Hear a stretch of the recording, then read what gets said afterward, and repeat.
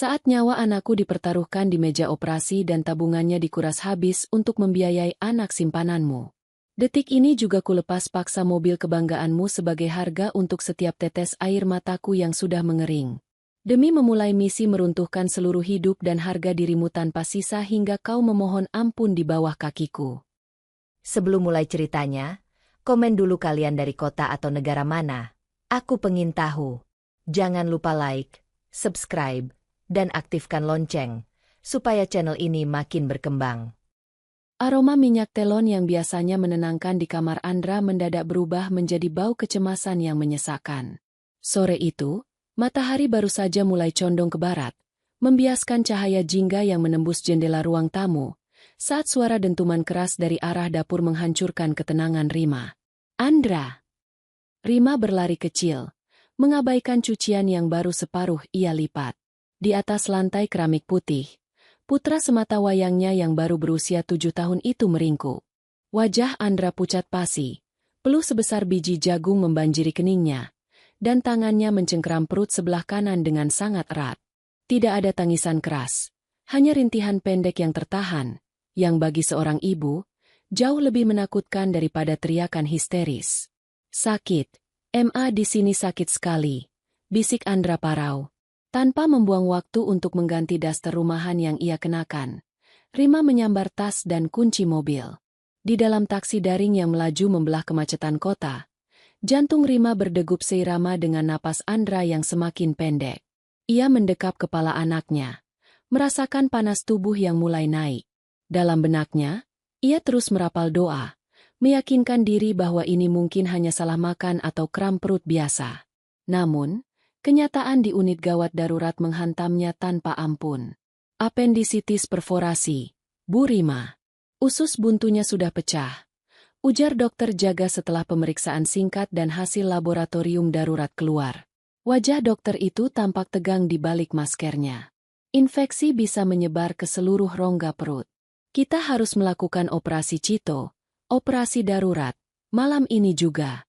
Jika terlambat, risikonya adalah sepsis. Nyawa Andra taruhannya. Dunia Rima terasa berputar. Kata, sepsis, dan nyawa, berdenging di telinganya seperti lebah yang mengamuk. Ia melihat Andra yang kini sudah dipasangi infus, terbaring lemah di atas brankar rumah sakit yang dingin. Di saat-saat seperti ini, hanya satu nama yang muncul di kepalanya. Aris. Suaminya, sandarannya, pria yang selalu ia banggakan sebagai kepala keluarga yang bertanggung jawab. Rima melangkah keluar ruangan UGD yang bising, mencari sudut yang sedikit lebih tenang untuk menelepon. Tangannya bergetar hebat saat mencari nama. Mas Aris, di daftar kontak. Panggilan pertama tidak diangkat. Panggilan kedua dialihkan. Pada panggilan ketiga, barulah terdengar suara berat di ujung sana. Namun nadanya bukan nada kekhawatiran yang Rima harapkan. Rima, sudah dibilang jangan telepon terus. Aku sedang rapat besar dengan klien dari Singapura. Ini penentuan bonus akhir tahun kita. Suara Aris terdengar tajam, berbisik namun penuh penekanan yang mengintimidasi. Mas, Andra, Mas, Andra harus operasi sekarang. Usus buntunya pecah. Suara Rima pecah. Ia terisak, berharap Aris akan langsung membatalkan semuanya dan berlari ke rumah sakit. Ada jeda sejenak di seberang sana. Rima bisa mendengar suara latar orang-orang yang sedang berdiskusi formal. Namun, jawaban Aris berikutnya justru menjadi luka pertama yang paling perih malam itu. Operasi? Jangan berlebihan. Ma, paling cuma radang biasa. Kasih obat dulu saja. Aku tidak bisa keluar sekarang. Reputasiku dipertaruhkan di rapat ini. Kamu kan sudah di sana. Urus saja dulu administrasinya. Pakai tabungan kesehatan Andra yang biasa kita isi. Aku baru bisa ke sana besok pagi setelah urusan kantor selesai. Klik. Sambungan diputus sepihak. Rima terpaku menatap layar ponselnya yang menggelap. Dadanya sesak, bukan hanya karena kondisi Andra, tapi karena ia merasa baru saja ditinggalkan di tengah badai oleh orang yang berjanji akan menjaganya. Aris lebih memilih bonus akhir tahun dan reputasi daripada nyawa anaknya sendiri yang sedang di ujung tanduk. Di tengah kebingungan itu, sebuah tepukan di bahu mengejutkannya. Rima menoleh dan mendapati Bondan, kakak kandungnya, sudah berdiri di sana dengan raut wajah cemas. Bondan adalah seorang pengacara perfeksionis yang selalu punya pandangan skeptis terhadap Aris. Namun ia sangat menyayangi Andra. Rima, aku tadi menelepon ke rumah dan tidak ada jawaban. Lalu aku tanya tetanggamu. Apa yang terjadi? Tanya Bondan tegas. Ia langsung menangkap gelagat tidak beres saat melihat adiknya sendirian dengan mata sembab. Rima menceritakan semuanya dengan terbata-bata, termasuk penolakan Aris. Rahang Bondan mengeras. Dia tidak datang? Di saat anaknya butuh tanda tangan orang tua untuk operasi darurat. Bondan mengembuskan napas panjang, mencoba menahan amarah demi adiknya. Lupakan Aris untuk saat ini. Aku yang akan menjamin secara legal dan finansial sebagai wali sementara jika Aris tidak bisa dihubungi. Sekarang, fokus ke Andra. Bondan segera mengambil alih kendali, menemani Rima ke bagian administrasi. Rima merasa sedikit lega karena kehadiran kakaknya. Namun luka batin akibat ucapan Aris terus menganga. Bagaimana mungkin seorang ayah bisa begitu dingin? Suster administrasi menatap Rima dengan simpati. Ibu, untuk prosedur operasi darurat, kami memerlukan uang jaminan di awal atau verifikasi asuransi dan tabungan kesehatan khusus yang ibu miliki di bank rekanan kami. Berdasarkan data, akun tersebut atas nama suami ibu, Pak Aris. Rima mengangguk cepat. Ia tahu betul akun itu. Sejak Andra lahir, ia dan Aris sepakat menyisihkan sebagian besar pendapatan mereka, terutama dari sisa gaji Rima yang ia serahkan hampir seluruhnya pada Aris, ke dalam rekening, dana masa depan Andra. Akun itu seharusnya sudah berisi ratusan juta rupiah. Cukup untuk membiayai operasi 10 kali lipat dari harga sekarang. Tolong dicek. Sus. Harusnya saldonya sangat cukup. Ujar Rima dengan keyakinan yang tersisa. Petugas administrasi itu mengetikkan sesuatu di komputer. Lalu keningnya berkerut. Ia mencoba lagi. Kemudian menatap Rima dengan tatapan yang sulit diartikan, perpaduan antara bingung dan kasihan. Maaf, Bu Rima. Rekening kesehatan atas nama Andra yang terhubung dengan rumah sakit ini, statusnya aktif, tapi saldonya nihil. Tidak ada dana yang tersisa di sana. Bahkan transaksi terakhir menunjukkan penarikan besar-besaran secara bertahap dalam 3 bulan terakhir. Jantung Rima seolah berhenti berdetak. Nihil? Tidak mungkin, Sus. Kami tidak pernah menyentuh uang itu. Rima menatap Bondan yang juga tampak terkejut. Pikirannya melayang pada Aris yang tadi menolak datang dengan alasan rapat penting. Sebuah kecurigaan liar mulai tumbuh di kepala Rima. Sebuah benih ketakutan yang lebih mengerikan daripada biaya rumah sakit itu sendiri. Uang itu hilang. Suaminya tidak mau datang. Dan anaknya harus dioperasi dalam hitungan menit. Suster. Tolong siapkan operasinya. Jangan tunda lagi. Suara Rima tiba-tiba berubah datar, dingin, dan tegas. Ia menoleh pada Bondan. Mas, pinjami aku uang untuk jaminan awal. Aku akan menandatangani dokumennya sebagai penanggung jawab tunggal. Rima meraih pena dengan tangan yang kini tidak lagi bergetar karena takut, melainkan karena amarah yang mulai membeku. Saat ia menggoreskan tanda tangan di atas materai, ia membuat keputusan kecil yang berisiko di dalam hatinya. Ia tidak akan lagi memohon pada Aris. Jika Aris telah mengosongkan masa depan Andra, maka Rima akan memastikan Aris kehilangan masa depannya sendiri. Aku akan mencari tahu kemana uang itu pergi, Mas. Bisik Rima pada Bondan, lebih kepada dirinya sendiri. Dan jika benar Aris yang melakukannya, dia akan menyesal karena telah membiarkan aku berjuang sendirian malam ini. Rima berdiri di depan pintu ruang operasi yang tertutup rapat, menatap lampu merah yang menyala, sementara di saku dasternya, ponselnya terus membisu, tanpa ada satupun pesan balasan dari suaminya. Kata, nihil, itu terus bergaung di kepala Rima, lebih nyaring daripada suara monitor detak jantung yang sesekali terdengar dari balik pintu ruang operasi. Di lorong rumah sakit yang dingin dan beraroma karbol tajam, Rima merasa seolah-olah lantai yang ia pijak baru saja amblas. Selama 5 tahun, Ia menyisihkan hampir 70% gajinya sebagai manajer pemasaran untuk dikelola Aris ke dalam rekening khusus kesehatan Andra. Ia percaya sepenuhnya. Ia tidak pernah bertanya karena Aris selalu menunjukkan laporan digital, yang kini ia sadari mungkin hanya tangkapan layar palsu, untuk menenangkannya. Rima, tarik napasmu. Jangan berhenti bernapas. Suara berat Bondan memecah kekosongan batin Rima. Rima menoleh, menatap kakaknya dengan mata yang terasa panas dan kering. Bondan berdiri di sana, masih mengenakan kemeja formal yang lengannya digulung hingga siku. Wajahnya yang tegas menyiratkan kekhawatiran sekaligus kemarahan yang tertahan. Bagaimana mungkin, Mas? Setiap tanggal 25, aku mentransfer uang ke rekening itu. Aku bahkan sering lembur hanya agar saldo Andra tidak berkurang kalau ada kebutuhan mendadak. Bisik Rima. Suaranya bergetar, bukan hanya karena sedih, tapi karena rasa malu yang luar biasa. Ia merasa telah menjadi orang paling bodoh di dunia, karena memberikan kepercayaan buta pada laki-laki yang saat ini bahkan tidak sudi mengangkat teleponnya. Bondan menghela napas, lalu mengeluarkan kartu kredit dari dompetnya. Tanpa banyak bicara, ia melangkah menuju loket administrasi yang tadinya membuat Rima mematung seperti pesakitan. Bayar jaminan operasinya dengan ini. Lakukan tindakan sekarang juga. Jangan tunggu 1 menit pun lagi. Perintah Bondan kepada petugas administrasi dengan nada otoriter khas seorang pengacara. Rima menyaksikan proses itu dengan perasaan hancur.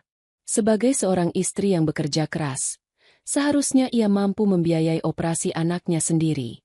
Namun malam ini, ia justru berutang pada kakaknya karena suaminya sendiri telah merampok masa depan anak mereka. Setiap bunyi beep dari mesin gesek kartu kredit itu terasa seperti tamparan yang mendarat tepat di wajah Rima. Setelah urusan administrasi selesai, Bondan mengajak Rima duduk di kursi tunggu kayu yang keras. Ia memberikan sebotol air mineral yang baru dibelinya dari kantin. Minum dulu. Kamu harus kuat untuk Andra, kata Bondan. Ia terdiam sejenak. Matanya menatap lurus ke arah pintu ruang operasi. Sebagai pengacara, aku sudah melihat banyak kasus penggelapan aset dalam rumah tangga, Rima. Tapi mengosongkan tabungan kesehatan anak sendiri, itu sudah masuk kategori kriminalitas moral yang luar biasa. Mungkin ada kesalahan sistem, Mas. Atau mungkin Aris memindahkannya ke instrumen investasi lain yang lebih menguntungkan. Rima mencoba membela. Sebuah sisa-sisa penyangkalan yang lazim dimiliki seseorang yang dunianya baru saja runtuh. Bondan menoleh, menatap adiknya dengan tajam. Investasi apa yang lebih penting daripada nyawa anak saat ususnya pecah? Jangan naif. Rima, Aris punya akses penuh, dan dia tahu betul fungsi uang itu. Kalau dia memindahkannya, dia seharusnya langsung memberikan akses itu saat kamu menelepon tadi, bukan malah bicara soal bonus kantor dan rapat Singapura. Rima menunduk, meremas botol air mineral di tangannya hingga berderit. Kata-kata Bondan menusuk tepat di titik yang paling ia hindari.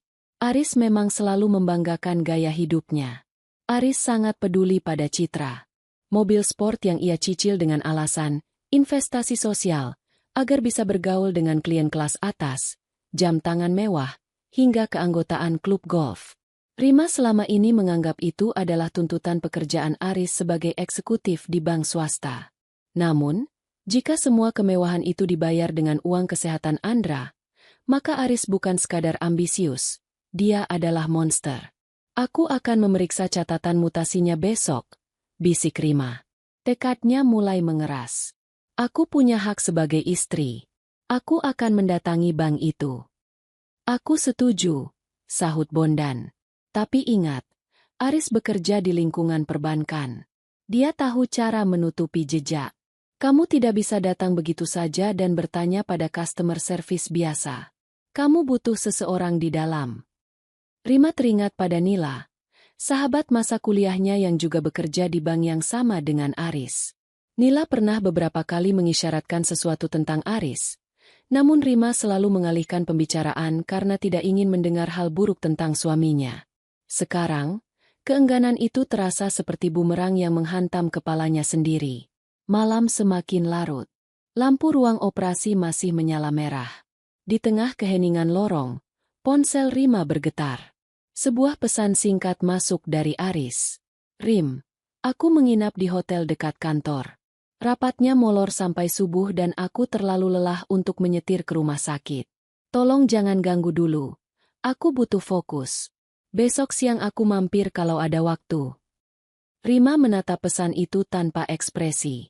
Tidak ada kata tanya tentang kondisi Andra. Tidak ada penjelasan soal uang yang hilang.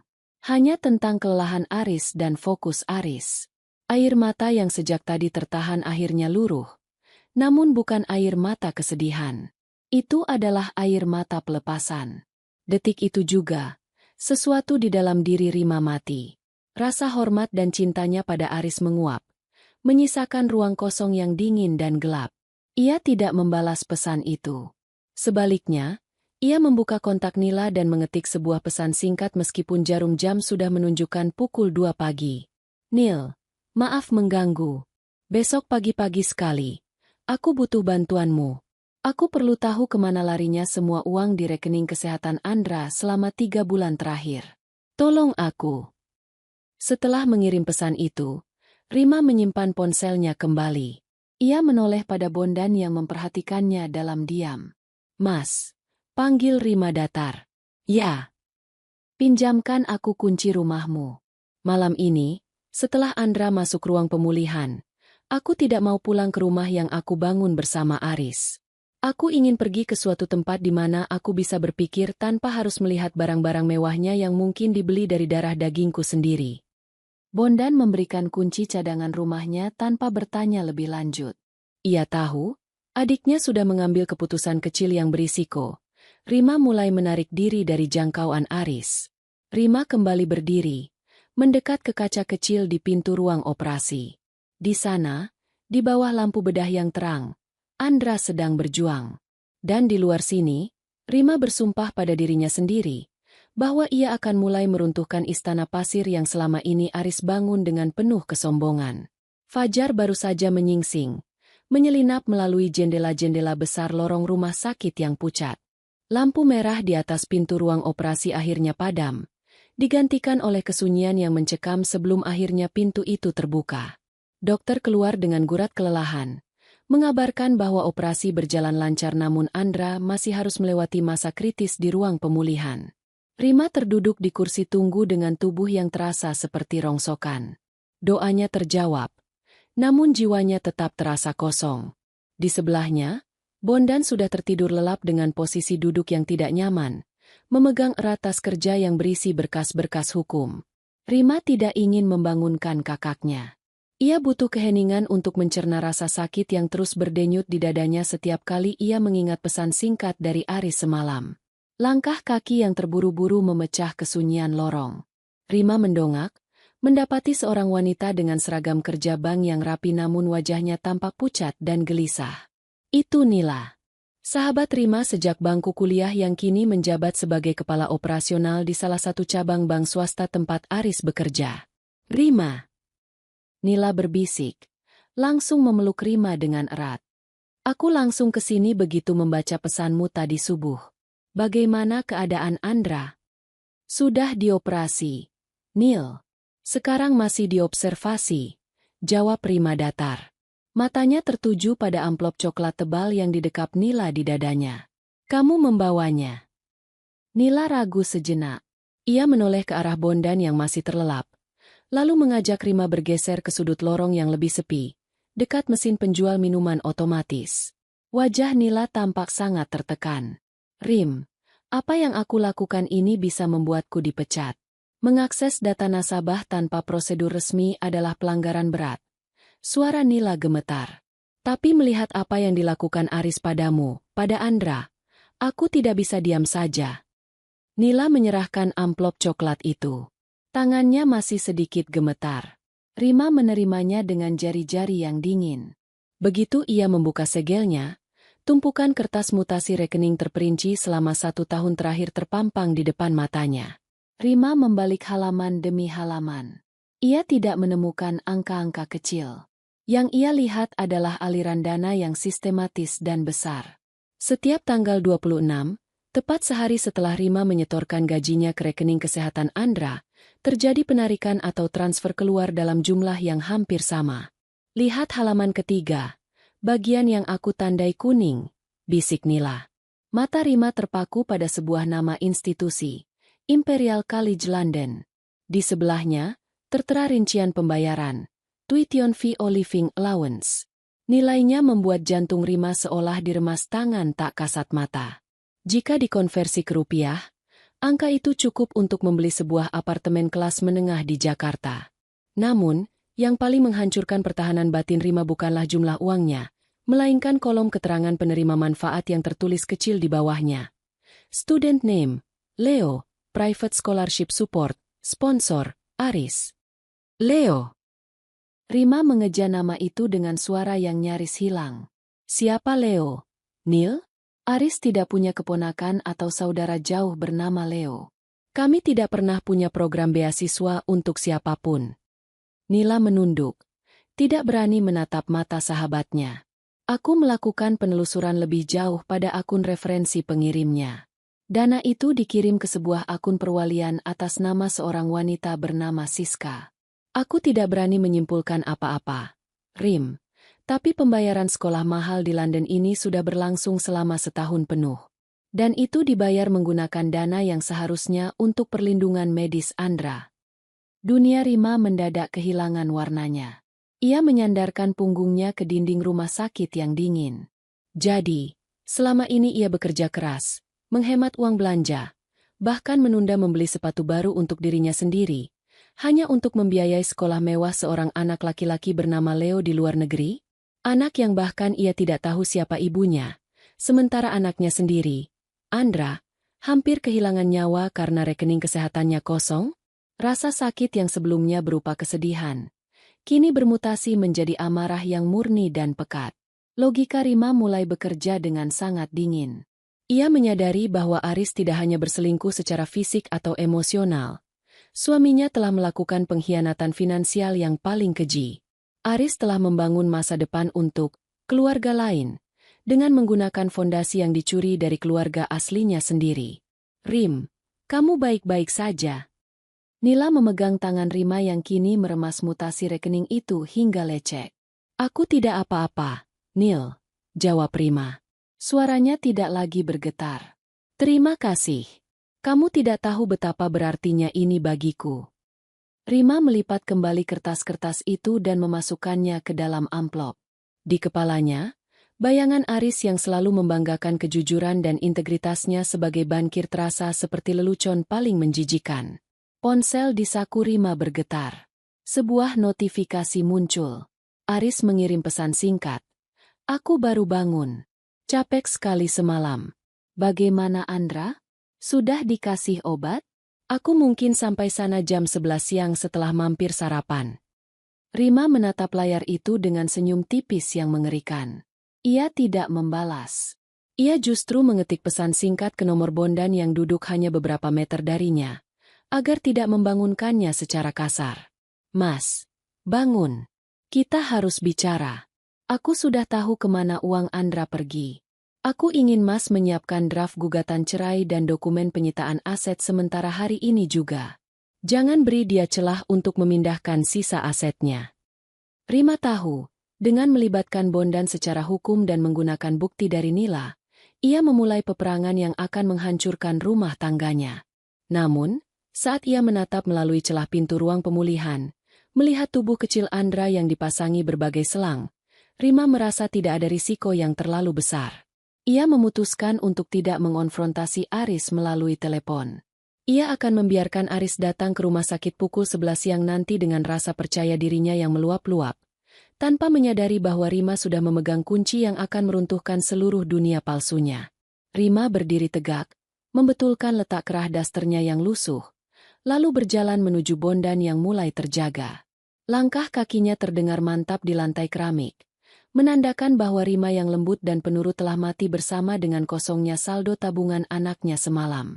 Amplop coklat berisi mutasi rekening itu terasa seberat bongkahan batu di atas pangkuan Rima. Ia duduk di kursi plastik di samping brankar Andra yang masih terlelap di bawah pengaruh sisa anestesi. Suara teratur dari monitor jantung seharusnya memberikan ketenangan. Namun bagi Rima, Setiap detakan itu mengingatkannya pada detak waktu yang dicuri Aris dari masa depan anak mereka. Bondan sudah berpamitan 1 jam yang lalu untuk mengurus berkas di kantor hukumnya, meninggalkan Rima dalam keheningan yang menyesakan. Tepat pukul 11.20, pintu ruang pemulihan terbuka dengan suara gesekan yang kasar. Aris melangkah masuk. Ia tidak tampak seperti seorang ayah yang baru saja hampir kehilangan putra semata wayangnya. Aris mengenakan kemeja linen biru muda yang disetrika rapi, rambutnya tertata dengan pomade, dan aroma parfum mahal langsung menjajah aroma karbol di ruangan itu. Aris tidak segera menghampiri Andra. Ia berhenti beberapa langkah dari tempat tidur, menatap putranya dengan dahi berkerut, lalu beralih menatap Rima yang masih mengenakan daster kusut sejak kemarin sore. "Kenapa kamu tidak menjawab teleponku tadi?" tanya Aris tanpa salam. Suaranya tajam namun tertahan agar tidak didengar perawat di luar. "Aku kesulitan mencari tempat parkir. Rumah sakit ini benar-benar tidak profesional mengelola basementnya."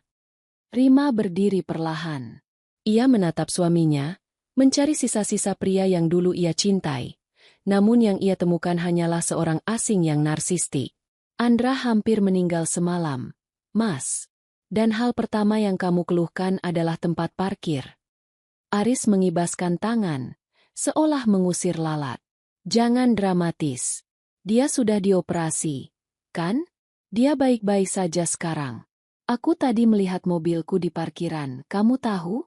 Ada goresan panjang di pintu samping. Sepertinya mobil di sebelahku membukanya terlalu keras. Itu mobil baru, Rima. Biaya polesnya tidak murah." Rima merasakan sesuatu yang dingin menjalar di punggungnya. Ia merogoh amplop coklat di atas kursi dan menyodorkannya ke depan dada Aris. "Uang kesehatan Andra kosong, Mas. Kemana perginya ratusan juta yang aku setor setiap bulan?" Wajah Aris berubah dalam sekejap. Ketangkasannya berbicara mendadak hilang, digantikan oleh gurat defensif yang kaku. Ia menyambar amplop itu, melirik isinya sekilas, lalu melemparnya kembali ke brankar di dekat kaki Andra. "Oh, jadi ini alasan kamu bersikap seperti detektif?" Aris mendengus, mencoba tertawa sinis. "Aku menggunakannya untuk investasi, Rima. Ada peluang besar di bursa saham melalui temanku, tapi pasar sedang jatuh. Itu murni kecelakaan bisnis. Aku berniat menggantinya 2 kali lipat bulan depan. Tapi siapa yang tahu Andra bakal sakit tiba-tiba begini." "Investasi." Rima melangkah maju, mempersempit jarak di antara mereka. "Investasi macam apa yang membutuhkan pembayaran sekolah di London atas nama Leo?" "Siapa Leo, Mas?" Pupil mata Aris melebar. Ada kilatan ketakutan yang tertangkap oleh mata Rima. Namun pria itu segera menutupinya dengan kemarahan yang meluap. Aris mencengkeram lengan Rima, tidak cukup keras untuk menyakiti secara fisik, tapi cukup untuk mengintimidasi. "Kamu sudah lancang menyentuh urusan pribadiku," bentak Aris pelan namun penuh racun. "Leo adalah anak rekan bisnisku yang sangat penting. Aku membiayai sekolahnya sebagai bentuk kesepakatan agar posisi direkturku aman. Ini demi kita juga. Demi rumah ini. Demi status kita. Kamu itu cuma ibu rumah tangga yang bekerja di pemasaran. Kamu tidak mengerti bagaimana dunia korporat bekerja. Tanpa koneksi itu, kita tidak akan bisa punya mobil sport atau gaya hidup seperti sekarang. Gaya hidup yang dibayar dengan nyawa anakmu sendiri." Rima menyentakkan lengannya hingga terlepas. "Kamu membiarkan Andra kritis hanya karena ingin menjaga citra di depan orang lain? Kamu gila, Mas. Jaga mulutmu." Aris menunjuk wajah Rima. "Kalau bukan karena aku, kamu masih tinggal di kontrakan sempit. Sekarang, jangan buat masalah. Aku akan urus biaya rumah sakit ini nanti setelah bonusku cair. Jangan pernah bahas soal rekening itu lagi atau aku akan tarik semua fasilitas yang kamu pakai, termasuk kartu kredit atas namaku." Seorang perawat masuk untuk mengganti cairan infus Andra, membuat Aris ketika mengubah ekspresi wajahnya menjadi pria santun yang penuh perhatian. Ia mengusap dahi Andra sejenak, sebuah gestur palsu yang membuat Rima ingin muntah. Begitu perawat itu keluar, Aris kembali pada wajah aslinya. "Aku harus kembali ke kantor. Ada pertemuan lagi jam 1. Ucap Aris sambil merapikan kerah kemejanya di depan cermin kecil ruangan. Dan satu lagi, cari tahu siapa yang menggores mobilku di parkiran tadi. Kalau perlu, minta rekaman CCTV rumah sakit ini. Aku tidak mau tahu. Mobil itu harus kembali mulus sore ini. Aris melangkah pergi tanpa menoleh lagi pada Andra yang mulai melenguh dalam tidurnya. Suara langkah sepatunya yang beradu dengan lantai terdengar angkuh, meninggalkan Rima dalam badai emosi yang kini telah membeku menjadi satu bentuk rencana yang solid. Rima duduk kembali di samping Andra. Ia mengusap tangan kecil anaknya yang dingin. Penjelasan Aris soal rekan bisnis adalah kebohongan paling kasar yang pernah ia dengar. Nila sudah mengonfirmasi nama Siska, dan Rima tahu, tidak ada rekan bisnis yang menerima pembayaran sekolah anak melalui akun perwalian pribadi wanita lain. Batin Rima bergejolak. Selama ini ia menjadi istri yang penurut, memberikan gajinya untuk dikelola suami, dan membiarkan Aris menjadi pusat gravitasi dunia mereka. Namun melihat Aris lebih peduli pada goresan di mobil daripada luka bekas operasi di perut Andra, Rima menyadari bahwa tidak ada lagi yang perlu dipertahankan. Ia mengambil ponselnya, lalu menghubungi seseorang yang nomornya sudah ia simpan sejak lama. Seorang maklar mobil mewah yang pernah mencoba merayu Aris untuk menjual mobil sport itu tahun lalu. Halo, Pak Hendra? Ini Rima, istri Aris. Suara Rima terdengar sangat tenang, hampir tanpa emosi. Mobil sport suami saya yang seri terbatas itu. Apakah Bapak masih tertarik? Saya ingin menjualnya hari ini juga. Tidak perlu bicara dengan Aris. Surat-suratnya ada pada saya karena itu atas nama perusahaan keluarga yang saya pimpin. Saya butuh uang tunai sore ini. Rima menutup telepon. Ia tahu ini adalah keputusan yang akan memicu perang terbuka. Aris sangat memuja mobil itu. Mobil itu adalah simbol maskulinitas dan keberhasilannya. Dengan menjualnya, Rima tidak hanya mendapatkan uang untuk Andra, tapi ia juga sedang menabuh genderang perang untuk meruntuhkan harga diri Aris. Sambil menatap Andra, Rima berbisik lirih. Maafkan Mama, Nak. Mama harus menjadi jahat agar kita bisa selamat. Tekanan batin baru muncul menyergapnya. Bagaimana jika Aris melakukan kekerasan saat tahu mobilnya hilang? Rima menggenggam kunci mobil di tasnya erat-erat. Ia sudah melangkah terlalu jauh untuk mundur. Hawa dingin dari pendingin ruangan di kamar perawatan intensif itu seolah membekukan aliran darah Rima. Di hadapannya, Bondan meletakkan sebuah map plastik bening berisi salinan dokumen kependudukan dan beberapa lembar foto hasil jepretan penyelidik swasta yang ia sewa dalam waktu singkat. Rima, kamu harus melihat ini dengan kepala dingin. Suara Bondan terdengar berat. Syarat akan empati sekaligus peringatan. Leo bukan anak rekan bisnis. Nama lengkapnya adalah Leo Aristides. Dia lahir 10 tahun yang lalu di Bandung. Rima menerima dokumen itu dengan tangan gemetar. Matanya terpaku pada kolom nama orang tua di salinan akta kelahiran tersebut. Ayah, Aris Pratama. Ibu, Siska Amelia. Dunia di sekitar Rima mendadak hening. Suara deru napas Andra yang dibantu alat oksigen pun seolah menjauh. 10 tahun. Artinya, Aris sudah memiliki anak dengan wanita lain bahkan sebelum ia menikahi Rima, atau tepat di saat mereka sedang memulai hubungan. Siska adalah mantan kekasihnya saat Aris bertugas di cabang Bandung. Selama ini, Aris menyembunyikan mereka di sebuah perumahan elit di pinggiran kota. Lanjut Bondan. Uang yang selama ini kamu pikir ditabung untuk kesehatan Andra, ternyata mengalir untuk membiayai gaya hidup Siska dan sekolah asrama Leo di London. Aris ingin Leo mendapatkan pendidikan terbaik sebagai pewaris yang dia banggakan, sementara dia membiarkan Andra menggunakan asuransi kelas 2 yang preminya pun sering menunggak. Rima meremas pinggiran kertas itu hingga lecek. Rasa sakit yang semalam berupa sesak di dada, kini berubah menjadi api yang membakar habis sisa-sisa kewarasannya sebagai seorang istri yang sabar. Selama ini, ia merasa bersalah jika membeli tas baru dengan uangnya sendiri, sementara suaminya membangun istana untuk wanita lain dengan uang hasil jerih payahnya yang dititipkan atas nama kasih sayang.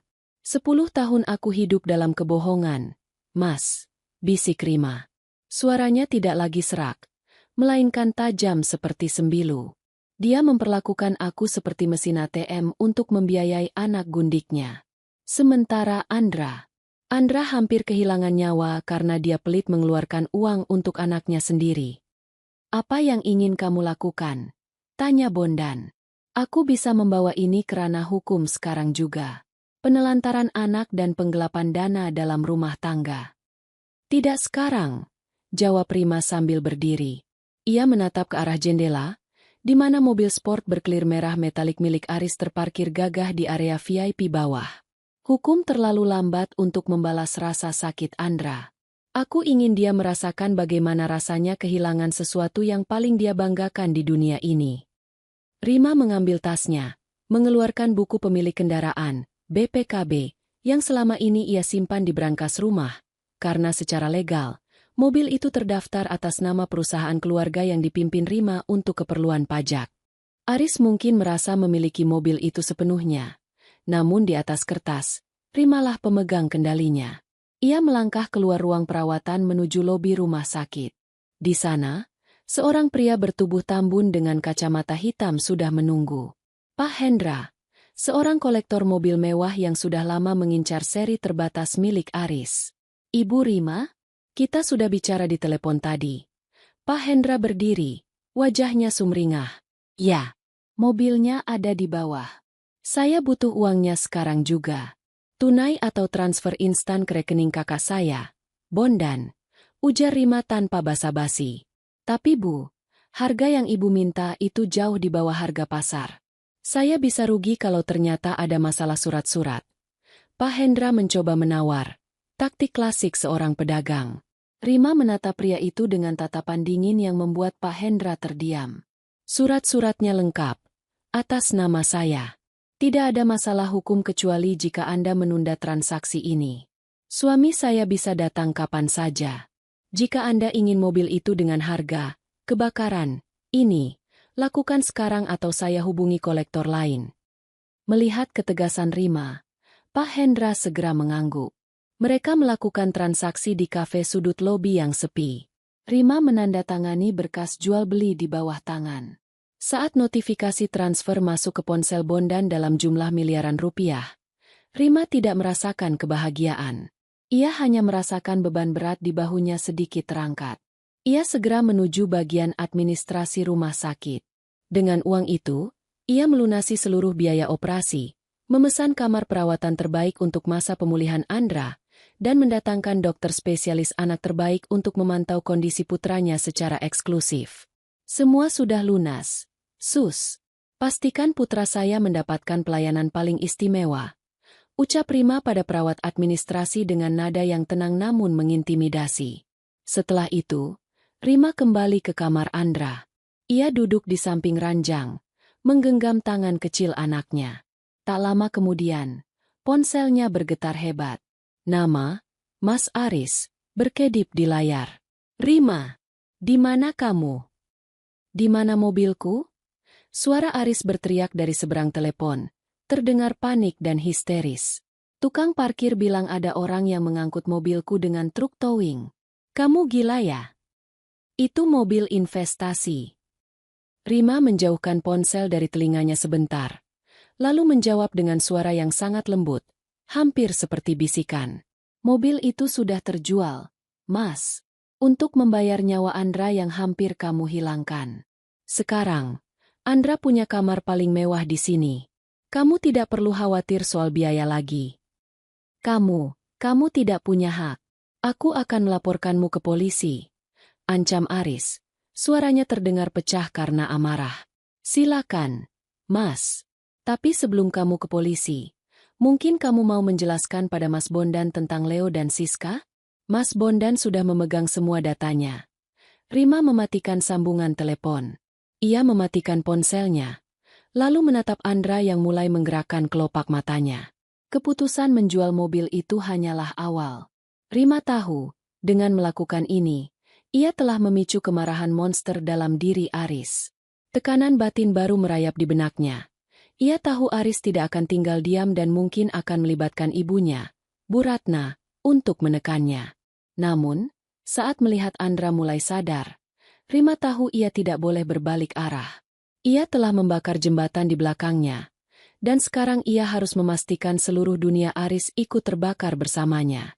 Rumah yang biasanya menjadi pelabuhan tenang itu kini terasa seperti kota kaca yang retak, siap pecah kapan saja. Rima baru saja membaringkan Andra di ranjangnya. Bocah itu masih tampak pucat. Napasnya perlahan namun teratur. Sesekali merintih kecil saat posisi tidurnya menekan luka jahitan di perutnya. Rima duduk di pinggir tempat tidur, mengusap punggung tangan Andra dengan lembut, mencoba menyalurkan kekuatan yang sebenarnya ia sendiri pun hampir kehabisan. Keheningan rumah itu tiba-tiba dirobek oleh suara decit ban mobil yang mengerem mendadak di depan pagar.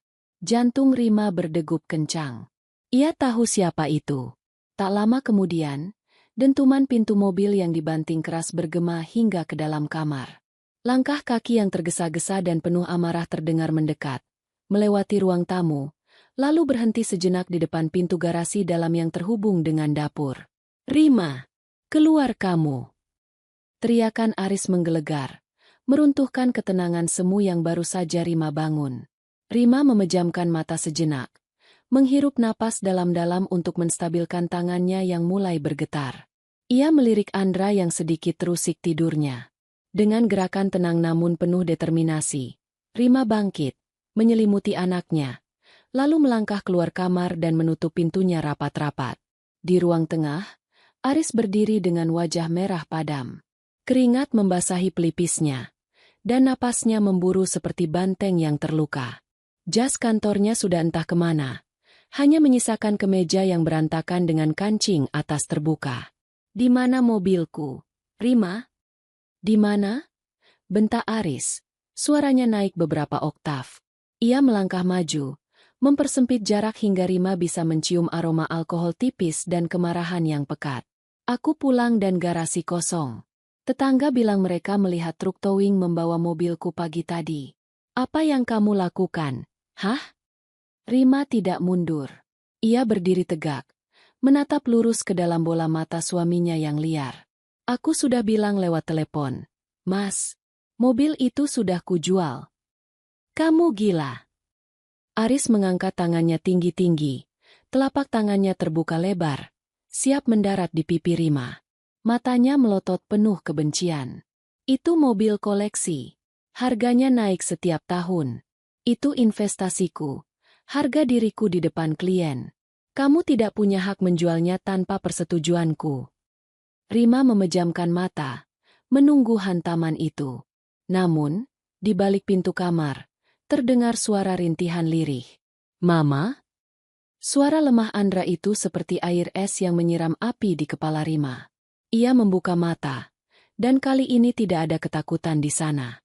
Hanya ada kemarahan yang dingin dan tajam. Ia menangkap pergelangan tangan Aris sebelum pria itu sempat mengayunkannya. Kekuatan Rima yang biasanya tersembunyi di balik sifat penurutnya kini muncul ke permukaan. "Pukul, Mas. Pukul aku di depan anakmu yang hampir mati karena ayahnya lebih memilih membiayai anak wanita lain daripada membayar biaya operasinya sendiri."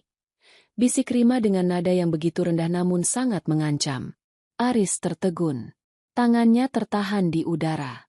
Harga dirinya yang narsisistik merasa terpukul karena ia baru saja kehilangan kendali di depan istrinya yang selama ini dianggapnya lemah. Ia menurunkan tangannya perlahan, namun matanya masih memancarkan api. "Apa maksudmu? Kamu bicara apa soal anak wanita lain? Jangan mengada-ada untuk menutupi pencurian yang kamu lakukan." Aris masih mencoba membela diri, namun suaranya sedikit goyah. Tanpa berkata apa-apa, Rima berjalan menuju meja makan. Ia mengambil selembar kertas yang sejak tadi diletakkannya di sana, kwitansi pelunasan dari rumah sakit dengan jumlah nominal yang sangat besar, lengkap dengan rincian biaya penanganan darurat dan perawatan intensif. Di sampingnya, ia juga meletakkan salinan mutasi rekening kesehatan Andra yang kini bersaldo 0. "Ini alasan mobil itu hilang," kata Rima. Suaranya kini terdengar datar dan dingin. "Biaya operasi Andra yang ususnya pecah semalam. Biaya dokter spesialis yang harus kupanggil karena fasilitas asuransi yang kamu berikan ternyata sudah tidak aktif karena premi tidak dibayar. Dan ini." Rima menyodorkan mutasi rekening itu tepat ke wajah Aris. "Adalah bukti bahwa uang yang seharusnya ada di sini, kamu kirim ke London untuk Leo." Aris merampas kertas-kertas itu. Tangannya gemetar saat membaca rinciannya. Di saat yang sama, pintu depan rumah terbuka. Seorang wanita parubaya dengan pakaian glamor dan perhiasan emas yang mencolok masuk tanpa mengetuk. Ada apa ini ribut-ribut? Suara kalian sampai ke depan. Itu adalah Bu Ratna, ibu mertua Rima.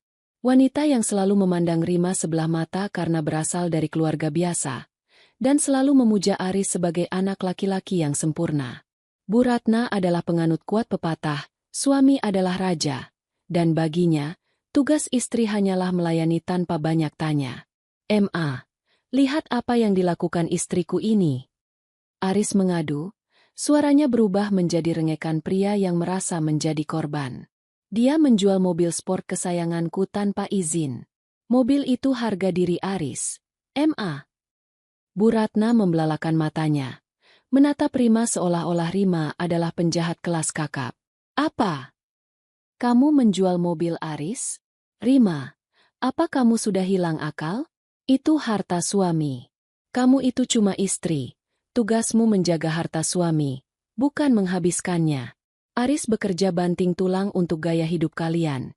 Dan kamu begini balasannya. Rima merasakan dadanya seperti dihimpit batu besar.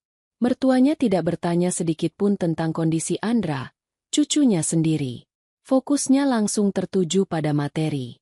Andra hampir meninggal semalam, Bu. Sahut Rima. Suaranya bergetar karena emosi yang tertahan. Dan uang untuk menyelamatkannya digunakan Mas Aris untuk membiayai anak lain di luar negeri. Ibu tahu soal ini. Bu Ratna terdiam sejenak. Wajahnya menunjukkan riak kaget yang sangat singkat sebelum kembali mengeras.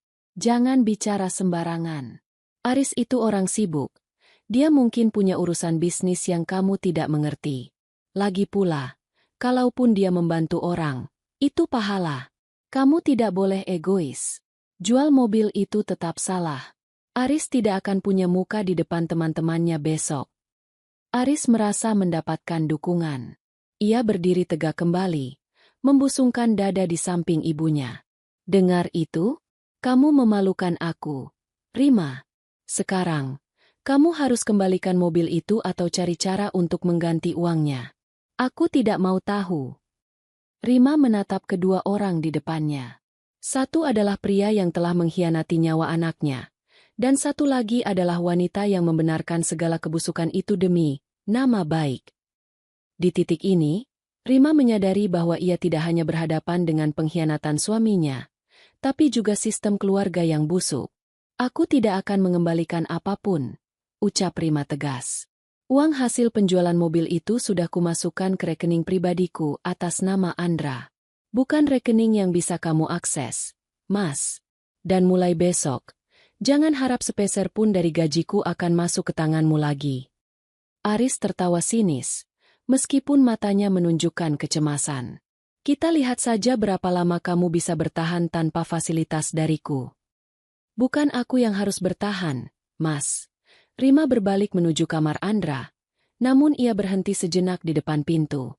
Tapi kamu, karena besok, aku akan mulai mengambil kembali apapun yang ada di rumah ini yang dibeli dengan uangku. Termasuk harga dirimu yang kamu tumpuk di atas penderitaan Andra. Rima masuk ke kamar dan mengunci pintunya. Ia duduk di lantai di balik pintu, memeluk lututnya. Air matanya jatuh, bukan karena sedih, tapi karena ia baru saja membuat keputusan besar yang sangat berisiko. Ia telah menyatakan perang secara terbuka di rumahnya sendiri. Tekanan batin baru merayap. Ia tahu Aris dan Bu Ratna akan melakukan segala cara untuk menghancurkan mentalnya mulai malam ini. Namun, saat Andra bergerak kecil dan menggumamkan, "Mama," Rima tahu, ia harus menjadi dinding yang paling kokoh, meski di dalamnya ia sedang hancur berkeping-keping. Matahari pagi menembus celah gorden kamar Andra, namun cahayanya tidak membawa kehangatan bagi Rima. Ia terjaga dengan punggung yang kaku setelah semalaman duduk berjaga di samping tempat tidur putranya. Setiap kali Andra merintih kecil dalam tidurnya, hati Rima seolah disayat sembilu. Namun, rasa sakit itu kini bercampur dengan sesuatu yang lebih pekat. Tekad untuk tidak lagi menjadi sekadar penonton dalam kehancuran hidupnya sendiri. Ponsel Rima yang diletakkan di atas nakas bergetar hebat. Sebuah nomor yang tidak dikenal muncul di layar. Rima ragu sejenak sebelum akhirnya menggeser tombol hijau. Mengira itu mungkin panggilan dari pihak asuransi atau rekanan kantor. Halo? Suara Rima serak. Jadi, kamu wanita yang merasa hebat karena sudah menjual mobil Aris. Suara di ujung sana tinggi, melengking dengan nada menghina yang tidak ditutup-tutupi. Dengar ya, Rima. Kamu pikir dengan menjual mobil itu, kamu menang? Kamu baru saja mengacaukan masa depan anakku. Uang bulanan Leo harus masuk minggu ini, dan kalau Aris tidak bisa bayar karena ulah konyolmu, aku tidak akan segan-segan membuat hidupmu seperti neraka. Darah Rima mendidih. Ia tidak perlu bertanya siapa wanita ini. Frekuensi suaranya, kepercayaan dirinya yang menjijikkan, dan penyebutan nama, Leo, sudah cukup menjadi jawaban. Ini adalah Siska. Wanita yang selama bertahun-tahun hidup di atas keringat Rima. Kamu punya nyali untuk meneleponku. Rima membalas. Suaranya mendadak stabil dan tajam. Kamu bicara soal masa depan anakmu. Sementara anak kandung Aris di sini hampir mati karena uangnya kamu telan? Kamu dan Aris adalah sepasang parasit. Jangan pernah telepon nomor ini lagi, atau aku akan pastikan polisi menjemputmu atas tuduhan penikmat hasil penggelapan dana. Rima mematikan sambungan telepon sebelum Siska sempat membalas. Tangannya gemetar, bukan karena takut, melainkan karena amarah yang meluap. Ia menatap Andra yang masih terlelap. Bagaimana bisa seorang wanita lain merasa lebih berhak atas harta Aris daripada istri sah dan anak kandungnya? Rima menyadari bahwa mobil sport yang ia jual kemarin bukan sekadar kendaraan bagi Aris, melainkan bank berjalan, atau dana cadangan yang biasa ia cairkan secara ilegal untuk memuaskan tuntutan Siska di London. Baru saja ia mencoba menenangkan diri, pintu kamar Andra terbuka tanpa ketukan. Bu Ratna masuk dengan wajah yang masam, mengenakan daster sutra yang merupakan pemberian Rima saat ulang tahunnya tahun lalu. Rima, keluar sekarang. Ibu mau bicara. Perintah Bu Ratna dingin. Rima menghela napas panjang, mencium kening Andra sebentar, lalu mengikuti ibu mertuanya ke ruang makan. Di sana, Aris sudah duduk dengan wajah yang kuyu namun matanya tetap memancarkan kebencian. Di atas meja, tidak ada sarapan yang tersedia. Hanya ada sisa-sisa kemarahan semalam yang masih menggantung di udara. Ibu sudah dengar semuanya dari Aris. Bu Ratna memulai pembicaraan sambil duduk di kursi utama, posisi yang biasanya ia ambil untuk menunjukkan otoritas. Rima, Ibu tidak menyangka kamu bisa sejahat ini pada suamimu sendiri. Menjual mobil itu tanpa izin adalah penghinaan besar bagi harga diri Aris sebagai kepala keluarga. Ibu, mobil itu dibeli dengan uang perusahaan keluarga yang saya pimpin. Secara hukum. Jangan bicara hukum di depan ibu. Sela Bu Ratna sambil menggebrak meja pelan. Hukum agama bilang suami adalah pemimpin. Kamu itu terlalu dominan. Rima. Kamu merasa karena kamu punya gaji besar, kamu bisa menginjak-injak Aris? Kamu tidak becus melayani keinginan suami. Kalau kamu bisa membuat Aris bahagia di rumah, dia tidak mungkin mencari pelarian atau membantu orang lain di luar sana. Rima tertegun. Ia menatap mertuanya dengan tatapan tak percaya. Membantu orang lain? Ibu menyebut membiayai Gundik dan anak haram sebagai membantu orang lain? Di saat cucu ibu sendiri bertaruh nyawa di rumah sakit karena tabungannya dikosongkan. Jangan sebut itu anak haram. Itu juga darah daging Aris. Aris tiba-tiba menyambar. Suaranya serak. Siska sudah bersamaku jauh sebelum aku mengenalmu. Dia mengalah selama ini. Rima. Dia tidak pernah menuntut macam-macam. Berbeda denganku yang selalu menuntut standar hidup tinggi dan membuatku stres. Jadi ini salahku. Rima tertawa getir. Tawanya terdengar menyakitkan. Salahku karena aku bekerja keras agar kita punya rumah layak? Salahku karena aku mempercayaimu untuk mengelola tabungan anak kita? Kalian berdua benar-benar luar biasa. Ibu membela perbuatan zina anak ibu sendiri hanya karena ibu tidak suka saya lebih sukses secara finansial. Wajah Bu Ratna memerah. Cukup. Kamu memang sudah tidak punya sopan santun. Aris. Ibu sarankan kamu ambil alih semua akses keuangan rumah ini. Istri yang sudah berani melawan dan menjual harta suami tidak layak memegang uang sepeser pun. Biarkan dia tahu rasanya hidup tanpa sokongan nama besar keluarga kita. Nama besar apa, Bu? Rima berdiri. Ia merasa mual berada di ruangan itu. Nama besar yang dibangun dari utang dan uang curian dari tabungan anak? Silakan, Mas Aris. Ambil semua kartu kreditmu. Aku tidak butuh. Tapi ingat, mulai hari ini, semua fasilitas di rumah ini, termasuk listrik, air, dan cicilan rumah yang dipotong dari rekeningku, akan kumatikan. Kita lihat siapa yang akan bertahan lebih lama. Aris tampak terkejut. Ia tidak menyangka Rima akan bertindak sejauh itu. Selama ini, Rima adalah penyangga finansial yang tidak pernah mengeluh. Sementara Aris menggunakan gajinya sendiri untuk hal-hal yang ia sebut investasi, yang kini Rima tahu adalah untuk Siska. Rima, jangan kekanak-kanakan, bentak Aris. Aku tidak kekanak-kanakan, Mas. Aku hanya mulai realistis. Rima berjalan menuju kamarnya untuk mengambil tas kerja. Oh, dan satu lagi. Siska tadi menelepon. Dia mengancamku. Katakan padanya, jika dia berani muncul atau menelepon lagi, aku tidak akan hanya menjual mobilmu, tapi aku akan memastikan identitasnya tersebar di kantor pusat bank tempatmu bekerja. Kita lihat apa jabatanmu akan tetap aman jika skandal ini meledak. Rima melangkah keluar rumah dengan kepala tegak. Meskipun di dalam hatinya ia merasa seolah sedang berjalan di atas pecahan kaca. Ia masuk ke mobil kantornya dan segera menghubungi Nila. Nil, aku butuh bantuanmu lagi. Suara Rima bergetar saat ia mengemudi. Tolong cari tahu alamat lengkap Siska di Bandung. Dan tolong cek, apakah ada aset lain atas nama Aris yang dijadikan jaminan utang tanpa sepengetahuanku. Aku merasa Aris menyembunyikan sesuatu yang lebih besar dari sekadar uang sekolah.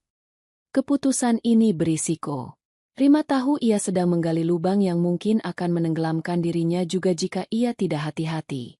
Namun, teror dari Siska dan tekanan dari Bu Ratna telah mengubah luka batinnya menjadi senjata. Ia bukan lagi istri yang mencari keadilan. Ia adalah seorang ibu yang sedang merancang runtuhnya sebuah dinasti kebohongan. Di kaca spion, ia melihat rumahnya menjauh. Rumah yang kini terasa seperti penjara yang siap ia bakar habis. Mobil kantor yang dikendarai Rima terasa seperti ruang kedap suara yang mengisolasi dirinya dari hiruk-pikuk jalanan kota.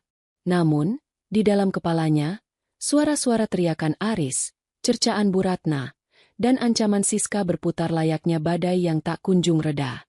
Ia memarkirkan kendaraannya di sudut kafe remang-remang yang jauh dari jangkauan rekan kantornya.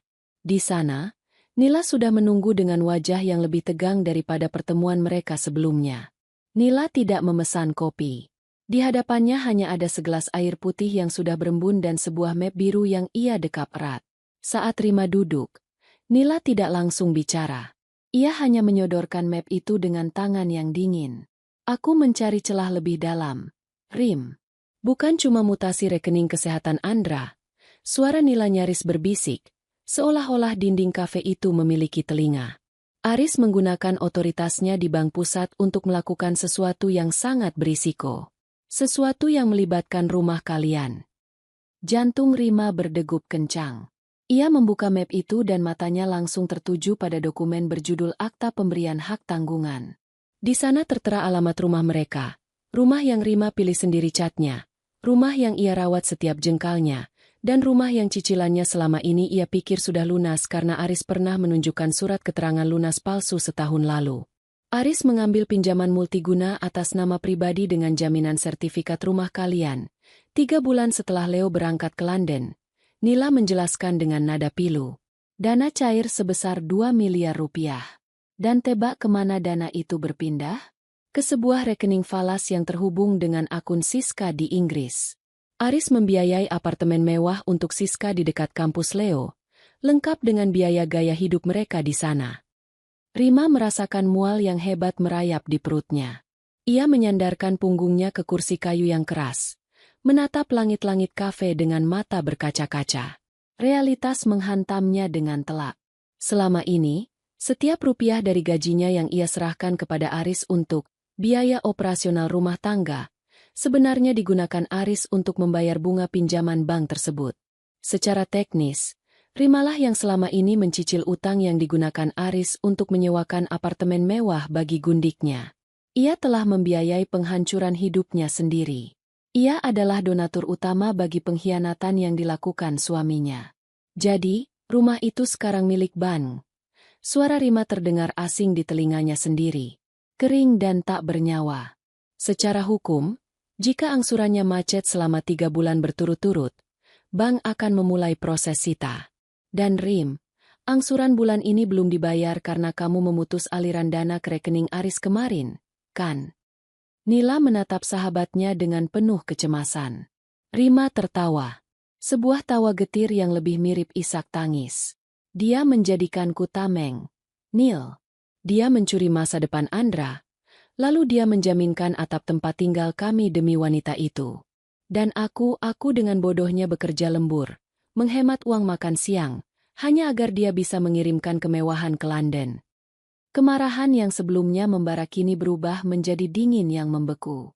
Rima menutup map biru itu dengan gerakan yang sangat pelan. Ia menyadari satu hal. Ia tidak bisa sekadar marah. Jika ia hanya marah, ia akan kehilangan rumah itu, kehilangan segalanya, dan berakhir di jalanan bersama Andra yang masih dalam masa pemulihan. Ia harus lebih licin dari Aris. Rima meninggalkan kafe itu dan pulang ke rumah. Saat ia masuk, suasana rumah terasa sangat berbeda. Ia melihat dinding-dinding rumah itu bukan lagi sebagai perlindungan, melainkan sebagai beban utang yang menjerat lehernya. Di ruang tamu, ia melihat Bu Ratna sedang asyik membolak-balik majalah fashion sambil meminta asisten rumah tangga membuatkannya teh chamomile. Aris tidak ada di sana. Kemungkinan besar sedang mencoba mencari pinjaman darurat ke teman-temannya setelah kehilangan mobil sportnya. Baru pulang. Rima? Istri macam apa yang pulang jam segini saat anaknya sakit? Sindir Bu Ratna tanpa mengalihkan pandangan dari majalahnya. Aris sedang pusing karena ulahmu kemarin. Ibu harap kamu sadar dan segera minta maaf padanya. Berikan sisa tabunganmu untuk menenangkan hatinya. Rima menatap ibu mertuanya itu dengan tatapan yang sulit diartikan.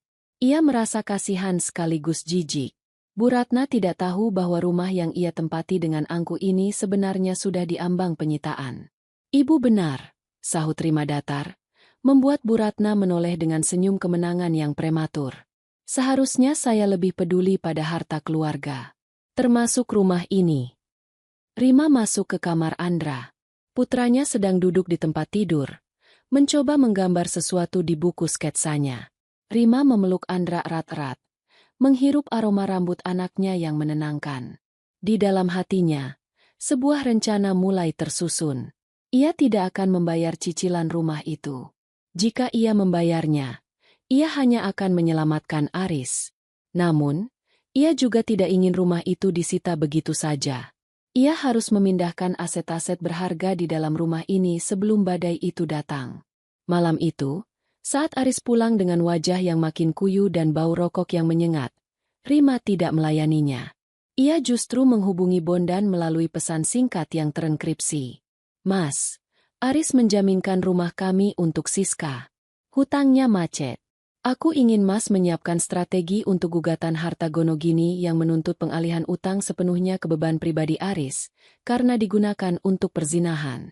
Dan satu lagi, aku butuh gudang penyimpanan rahasia. Besok, aku akan mulai mengosongkan barang-barang berharga yang kubeli dengan uangku sendiri dari rumah ini secara diam-diam. Aris mencoba masuk ke kamar, namun Rima mengunci pintunya dari dalam. Rima, buka pintunya. Aku butuh bicara soal tagihan rumah. Teriak Aris sambil menggedor pintu. Rima berdiri di balik pintu, menggenggam dokumen dari Nila. Bicaralah pada bank, Mas. Atau bicara pada Siska. Mungkin dia mau menjual apartemennya di London untuk membayar rumah ini.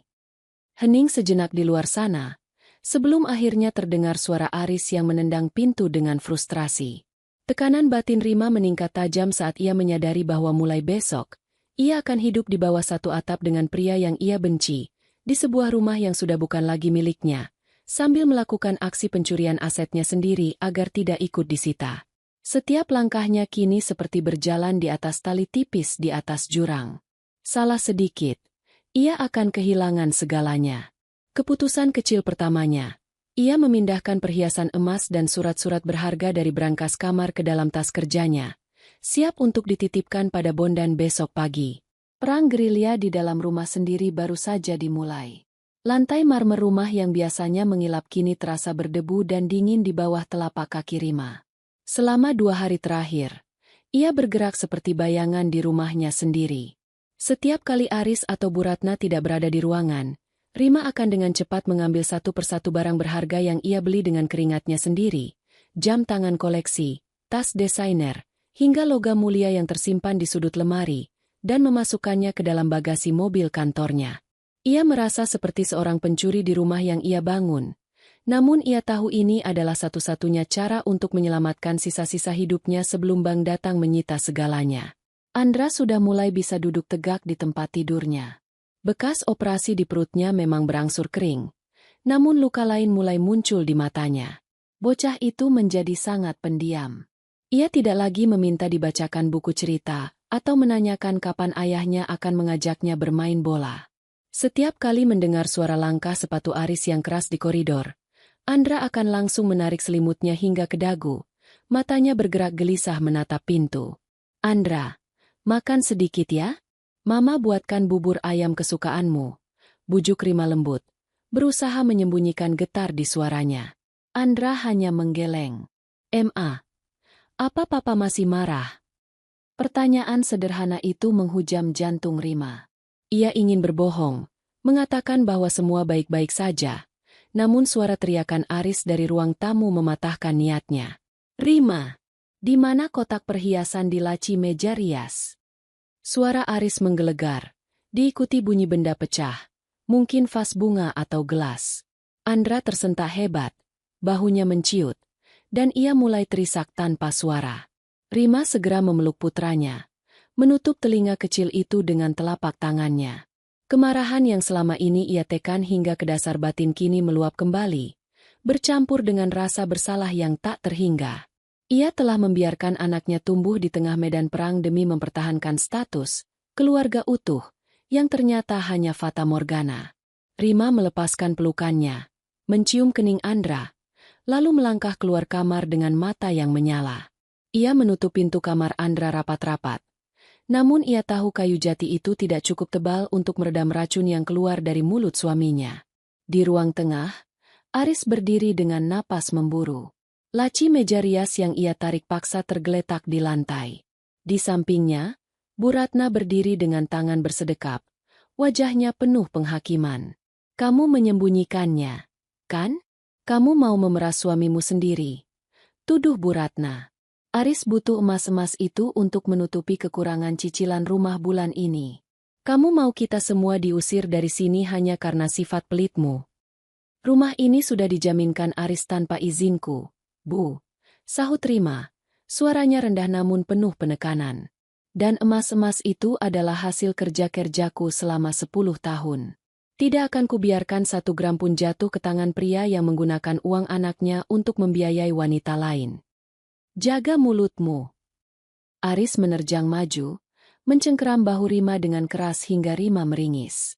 Uang itu untuk investasi. Aku butuh emas itu sekarang untuk membayar bunga pinjaman. Kalau bank menyita rumah ini, namaku di kantor akan hancur. Aku bisa dipecat. Reputasi, selalu saja reputasi yang kamu pikirkan. Rima menepis tangan Aris dengan jijik. Andra ketakutan di dalam sana. Dia trauma melihat ayahnya sendiri. Apa kamu tidak punya hati nurani sedikit pun? Jangan bawa-bawa Andra untuk menutupi sifat pembangkangmu, sela Bu Ratna. Anak itu takut karena kamu selalu menunjukkan wajah sedih dan tidak becus mengurus rumah tangga. Kalau kamu patuh pada Aris, suasana rumah ini akan tenang. Tepat saat itu, pintu kamar Andra terbuka sedikit. Andra berdiri di sana dengan kaki gemetar, memegangi perutnya yang mungkin terasa nyeri karena gerakan mendadak. Wajahnya basah oleh air mata. Papa, jangan pukul Mama. Suara Andra nyaris tak terdengar, namun sanggup membungkam keributan di ruangan itu sejenak.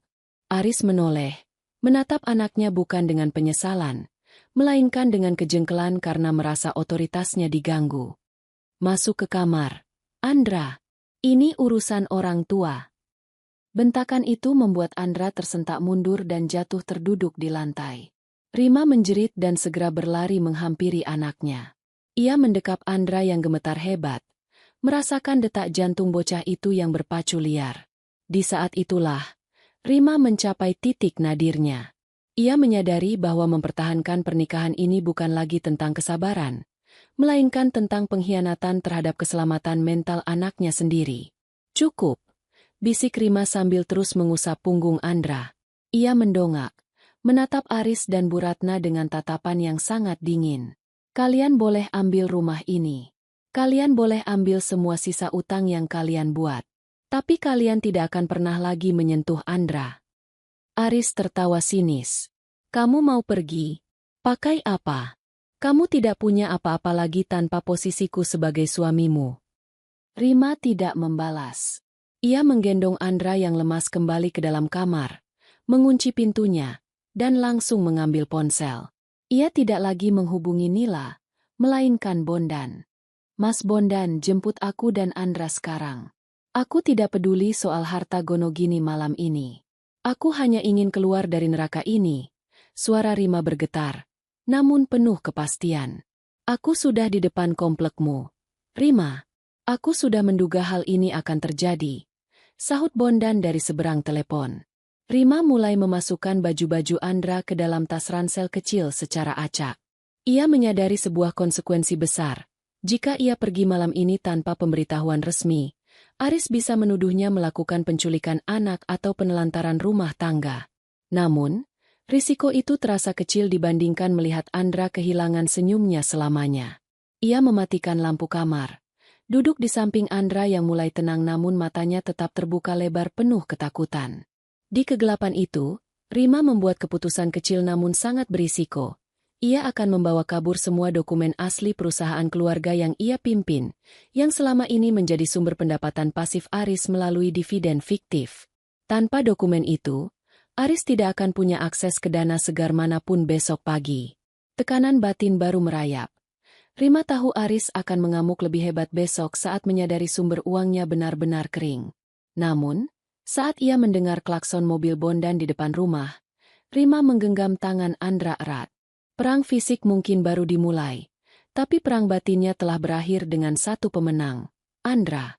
Suasana di rumah kayu milik Bondan yang terletak di pinggiran kota terasa jauh lebih tenang dibandingkan kemelut di rumah besar yang baru saja Rima tinggalkan. Namun, bagi Rima, keheningan ini justru membuatnya lebih waspada. Andra sudah tertidur di kamar tamu. Napasnya mulai teratur meski sesekali ia mengigau pelan, memanggil nama ibunya. Rima duduk di teras belakang, menatap pekatnya malam, sementara Bondan sedang sibuk di dalam ruang kerjanya, menyusun draft hukum yang akan menjadi pelindung bagi adik dan keponakannya. Pukul 10 malam, sebuah mobil sedan perak masuk ke halaman. Nila keluar dengan langkah tergesa. Wajahnya tampak lebih kuyu dari biasanya. Ia tidak membawa map coklat kali ini, melainkan sebuah laptop yang langsung ia letakkan di atas meja kayu di hadapan Rima. Rim, aku tidak bisa menunggu sampai besok. Situasinya memburuk di kantor pusat. Bisik Nila. Suaranya gemetar. Seolah-olah ia baru saja menyaksikan sebuah kecelakaan besar. Apa lagi yang dia lakukan, Nil? Rima bertanya. Suaranya kini terdengar datar. Ia merasa kapasitasnya untuk merasa terkejut sudah mencapai batas maksimal. Nila membuka sebuah file laporan internal yang sangat rahasia. Aris benar-benar terdesak setelah kamu menjual mobil sport itu. Kamu benar, mobil itu adalah dana daruratnya. Karena kiriman untuk Leo di London sudah jatuh tempo dan dia tidak punya uang tunai, dia melakukan hal yang paling bodoh bagi seorang bankir. Dia memindahkan dana dari akun suspense kantor, akun penampung sementara, untuk menutupi kekurangan pembayaran sekolah Leo. Rima mengerutkan kening. Walau ia bekerja di bidang pemasaran, ia tahu dasar-dasar perbankan. Itu penggelapan, kan? Bukan sekadar penggelapan. Rim, itu bunuh diri profesional. Nila menunjuk angka-angka di layar. Dia pikir bisa menutupinya dengan bonus akhir tahun yang akan cair bulan depan. Tapi sistem audit internal kami sudah mulai menandai transaksi ini sebagai anomali. Aris sudah menggunakan otoritasnya untuk memalsukan persetujuan atasan.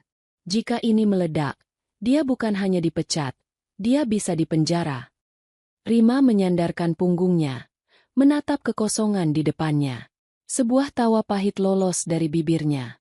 Jadi, suaminya yang selama ini selalu membanggakan integritas dan statusnya sebagai anak emas di bank, kini berubah menjadi pencuri demi membiayai kehidupan mewah Gundik dan anak rahasianya. Harga diri Aris ternyata hanya seharga biaya sekolah di London yang dicuri dari kantornya sendiri. Ini senjatamu, Rima. Suara Bondan tiba-tiba terdengar dari ambang pintu. Ia sudah berdiri di sana sejak tadi, mendengarkan penjelasan Nila. Jika kita menggunakan bukti penggelapan ini, Aris tidak akan punya posisi tawar lagi dalam perebutan hak asuh Andra atau pembagian aset. Tapi kita harus bergerak cepat sebelum dia menyadari bahwa jejaknya sudah terendus. Rima menarik napas panjang. Rasa bersalah yang sempat tersisa di sudut hatinya, perasaan bahwa ia sedang menghancurkan ayah dari anaknya, kini menguap sepenuhnya. Ia teringat wajah ketakutan Andra tadi sore. Ia teringat bagaimana Aris hampir memukulnya demi sebuah goresan di mobil. Mas Bondan, apa yang harus kulakukan pertama kali? Tanya Rima tegas. Ambil kembali apa yang memang milikmu. Besok pagi, tepat saat bank buka, pindahkan semua dana dari tabungan bersama kalian ke rekening pribadimu. Secara hukum, kamu punya hak akses penuh. Dan yang paling penting, Bondan menatap Rima dengan serius. Blokir semua kartu kredit tambahan yang kamu berikan padanya. Matikan oksigen finansialnya. Biarkan dia berhadapan dengan tagihan-tagihannya sendiri tanpa tameng gajimu. Rima mengangguk. Sepanjang malam itu, di bawah bimbingan Bondan dan bantuan data dari Nila, Rima melakukan operasi pembersihan. Dengan jemarinya yang kini mantap, ia mengakses aplikasi perbankan di ponselnya. Ia memindahkan sisa dividen dari perusahaan keluarga yang selama ini masuk ke rekening Aris, lalu mengubah semua kata sandi akses aset digital yang masih atas namanya. Setiap klik di layar ponselnya terasa seperti satu paku yang ia tancapkan pada peti mati pernikahan mereka. Rima merasakan tekanan batin yang aneh, ada rasa lega, namun juga ada rasa ngeri saat menyadari bahwa ia sedang benar-benar meruntuhkan hidup seorang pria yang pernah ia cintai sepenuh jiwa. Namun, saat ia melirik ke arah kamar tempat Andra tidur, keraguannya hilang. Besok pagi, Aris akan bangun dengan dompet yang kosong dan sistem kantor yang mulai menjepit lehernya. Bisik Rima pada dirinya sendiri. Namun, di balik kepastian itu, sebuah ketakutan baru merayap. Rima tahu Aris adalah pria yang sangat memuja kekuasaan. Jika ia kehilangan segalanya dalam satu malam, uang, mobil, istri, anak, dan jabatan, ia akan berubah menjadi binatang yang terpojok. Dan binatang yang terpojok biasanya akan menyerang dengan cara yang paling tidak terduga. Nil, panggil Rima saat Nila hendak pamit. Apa kamu pikir Siska tahu soal penggelapan ini? Nila terdiam sejenak di samping mobilnya. Wanita seperti Siska biasanya hanya peduli apakah uangnya masuk atau tidak. Rim. Tapi kalau dia tahu Aris sedang di ujung tanduk, dia mungkin akan melakukan sesuatu yang nekat untuk menyelamatkan dirinya sendiri. Rima menutup pintu pagar setelah mobil Nila menghilang di kegelapan. Ia berdiri sejenak di halaman, merasakan angin malam yang menusuk tulang. Ia baru saja memulai proses pengambil alihan aset, sebuah langkah yang secara hukum benar, namun secara emosional sangat berisiko. Ia masuk kembali ke dalam rumah, melewati kamar Andra yang pintunya sedikit terbuka. Di sana, di atas meja kecil, Andra meninggalkan sebuah gambar, seorang anak kecil dan seorang ibu yang sedang memegang payung di bawah hujan, tanpa ada sosok ayah di sana. Rima merobek kertas itu dan menyimpannya di tas kerjanya. Keputusan kecil berisiko telah ia ambil. Besok, ia tidak akan masuk kantor. Ia akan mendatangi kantor pusat bank tempat Aris bekerja, bukan untuk melaporkannya, tapi untuk memastikan bahwa namanya sebagai penanggung jawab aset rumah tangga sudah bersih dari segala sangkutan utang Aris. Ia tahu, langkah ini akan membuat Aris menyadari bahwa Rima sudah tahu soal penggelapannya. Dan saat itu terjadi, perang tidak lagi terjadi di balik pintu rumah, melainkan di depan publik. Pagi itu, rumah yang pernah Rima anggap sebagai istana terasa seperti peti mati yang megah. Rima kembali ke sana bukan untuk menetap, melainkan untuk mengambil sisa dokumen penting dan barang-barang pribadi yang tertinggal setelah pelariannya ke rumah Bondan 2 hari lalu. Ia tahu Aris sedang berada di kantor, mungkin sedang berkeringat dingin menghadapi audit internal, dan Bu Ratna sedang pergi ke pertemuan sosialnya. Keheningan rumah itu pecah oleh suara deru mobil yang berhenti kasar di depan pagar. Rima mengintip dari balik gorden ruang tamu. Sebuah sedan putih mewah terparkir di sana. Seorang wanita turun dengan kacamata hitam besar, pakaian bermerek yang mencolok, dan langkah kaki yang dihentakkan penuh emosi. Rima tidak perlu bertanya siapa dia. Aura dominan dan aroma parfum yang menyengat bahkan sebelum pintu terbuka sudah cukup menjadi identitas. Itu adalah Siska. Wanita yang selama ini menjadi hantu dalam rumah tangga Rima, kini menampakkan wujudnya dengan keberanian yang luar biasa. Rima membuka pintu sebelum Siska sempat menggedor. Keduanya berdiri berhadapan di ambang pintu. Siska sedikit tersentak. Tidak menyangka akan disambut dengan tatapan sedingin es dari wanita yang selama ini ia remehkan sebagai istri penurut yang membosankan. "Di mana Aris?" Siska bertanya tanpa basa-basi. Suaranya melengking penuh tuntutan. Dia tidak bisa dihubungi sejak kemarin. Uang sekolah Leo di London belum dibayar, dan pihak universitas sudah mengirimkan peringatan terakhir. Rima bersandar di bingkai pintu, melipat tangan di dada. Ia memindai wanita di depannya, dari ujung rambut yang ditata mahal hingga tas tangan yang harganya setara dengan 3 bulan gaji Rima. Semua itu dibayar dengan uang yang seharusnya menjadi jaminan kesehatan Andra. "Aris tidak ada di sini," jawab Rima datar.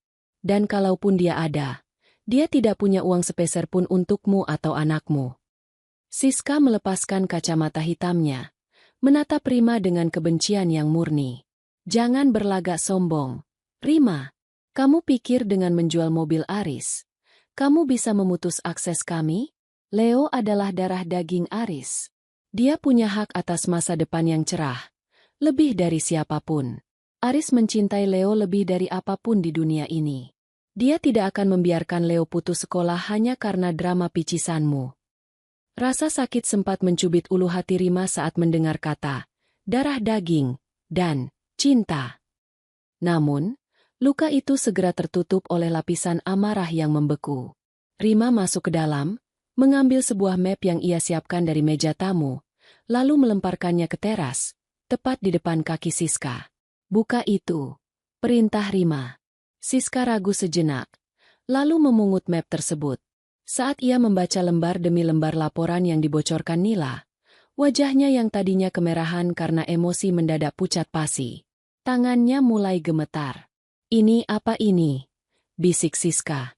"Itu adalah bukti penggelapan dana kantor yang dilakukan Aris untuk menutupi gaya hidupmu dan biaya sekolah Leo."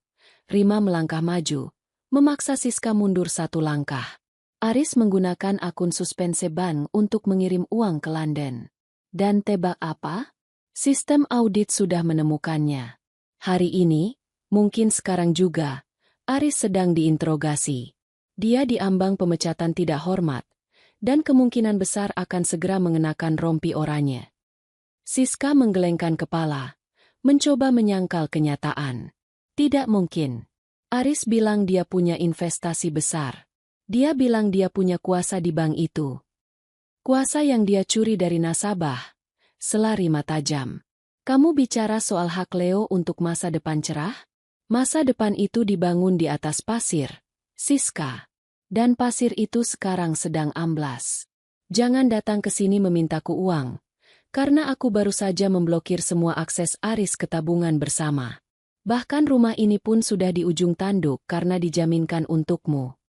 Siska menatap Rima dengan tatapan liar, seperti binatang yang terjepit. Kamu sengaja melakukannya? Kamu ingin menghancurkan Aris meskipun itu berarti kamu juga kehilangan segalanya." "Aku sudah kehilangan segalanya saat anakku hampir mati di rumah sakit sementara ayahnya sibuk mentransfer uang untukmu." Rima menatap Siska dengan pandangan menghina. "Aku tidak sedang menghancurkan Aris. Aku hanya berhenti menjadi tamengnya. Jika dia hancur, itu karena beban kebohongannya sendiri yang menimpanya. Siska jatuh terduduk di kursi teras. Map itu terlepas dari tangannya. Keangkuhannya luruh seketika. Bagi Siska, Aris adalah sumber dana tanpa batas. Dan sekarang sumber itu tidak hanya kering, tapi juga beracun. Ia menyadari bahwa Leo di London tidak akan mendapatkan gelar sarjana, melainkan tumpukan utang dan rasa malu. Rima merasakan kepuasan yang pahit melihat pemandangan itu. Namun, di balik kepuasannya, ia merasakan kelelahan yang luar biasa. Ia menyadari bahwa perang ini telah menyeretnya ke dalam lumpur yang sama kotornya. Ia bukan lagi Rima yang penuh kasih. Ia telah berubah menjadi sosok yang dingin dan tak berbelas kasih. "Pergilah, Siska," ucap Rima tanpa emosi. "Jangan pernah menginjakkan kaki di rumah ini lagi. Simpan sisa tenagamu untuk mencari pengacara bagi Aris. Atau mungkin untuk menjelaskan pada anakmu kenapa dia harus pulang dari London besok pagi." Siska bangkit dengan sisa tenaga yang ada, menatap Rima terakhir kalinya dengan sorot mata yang sulit diartikan, antara benci dan takut, sebelum akhirnya masuk ke mobilnya dan melesat pergi. Rima kembali masuk ke dalam rumah yang kosong. Ia berdiri di tengah ruang tamu, menatap foto keluarga yang masih terpajang di dinding, foto di mana Aris tersenyum lebar dengan tangan merangkul bahunya. Tanpa ragu, Rima mengambil foto itu dan menjatuhkannya ke lantai. Suara kaca yang pecah berantakan memberikan sensasi pelepasan yang aneh. Namun, ketenangan itu terusik saat ponselnya bergetar. Sebuah pesan singkat dari nomor tak dikenal masuk. "Aku tahu apa yang kamu lakukan pada rekening kantor Aris melalui temanmu, Nila. Jika kamu tidak ingin Nila ikut terseret ke penjara karena membocorkan data nasabah, siapkan 500 juta tunai sore ini. Aku tahu kamu baru saja mencairkan dana perusahaan keluarga." Jantung Rima berpacu. Tekanan batin baru menghantamnya. Seseorang memantaunya, dan sekarang nyawa profesional Nila berada di tangannya. Rima terduduk di lantai di antara pecahan kaca. Keputusan kecil namun berisiko harus ia ambil. Ia tidak akan menghubungi polisi atau bondan untuk masalah ini. Ia akan menemui pemeras itu sendirian untuk memastikan siapa yang berada di balik ancaman ini, meskipun ia tahu ini bisa menjadi jebakan yang menghancurkannya. Ia mengambil satu keping pecahan kaca foto itu, menggenggamnya hingga telapak tangannya terasa perih. Perang ini ternyata jauh lebih kotor dari yang ia bayangkan, dan sekarang, ia harus bertaruh dengan nasib sahabatnya sendiri. Pecahan kaca dari bingkai foto yang hancur itu masih berserakan di lantai ruang tamu, berkilauan tertimpa lampu gantung yang temaram. Rima menatap telapak tangannya sendiri yang sedikit tergores. Perihnya tidak seberapa dibandingkan denyut ketakutan yang menjalar di nadinya. Pesan pemerasan itu terus berputar di kepalanya. Nila, sahabat yang telah mempertaruhkan karirnya demi membantunya, kini terancam hancur karena dirinya. Rima merasa seolah-olah setiap langkah yang ia ambil untuk keluar dari lumpur justru menyeret orang-orang yang ia cintai ikut tenggelam.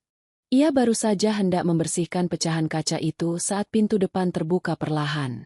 Tidak ada lagi bunyi gedoran kasar atau teriakan angkuh. Aris melangkah masuk dengan bahu yang merosot. Kemeja mahalnya tampak lecek. Dasinya sudah hilang entah kemana, dan wajahnya pucat pasi seperti mayat hidup. Ia tampak seperti pria yang baru saja dihantam badai besar, dan memang itulah kenyataannya. Audit internal di Bank Pusat bukan lagi sekadar ancaman. Itu sudah menjadi eksekusi. Rima berdiri mematung, memegang sapu dengan tangan yang masih sedikit gemetar. Ia memperhatikan suaminya yang biasanya begitu terobsesi dengan penampilan, kini terlihat hancur. Namun, Rima tidak merasakan simpati. Yang ia rasakan hanyalah kewaspadaan yang amat sangat. "Rima!" Suara Aris parau, hampir hilang. Aris tidak mendekat untuk membentak. Sebaliknya, ia menjatuhkan dirinya di atas lutut, tepat di atas lantai yang masih kotor. Ia bersujud di depan Rima, sebuah pemandangan yang tak pernah terbayangkan akan terjadi dalam 10 tahun pernikahan mereka. Pria yang memuja harga dirinya di atas segala-galanya itu kini merendahkan diri serendah lantai marmer. "Maafkan aku, Rima. Tolong, aku mohon."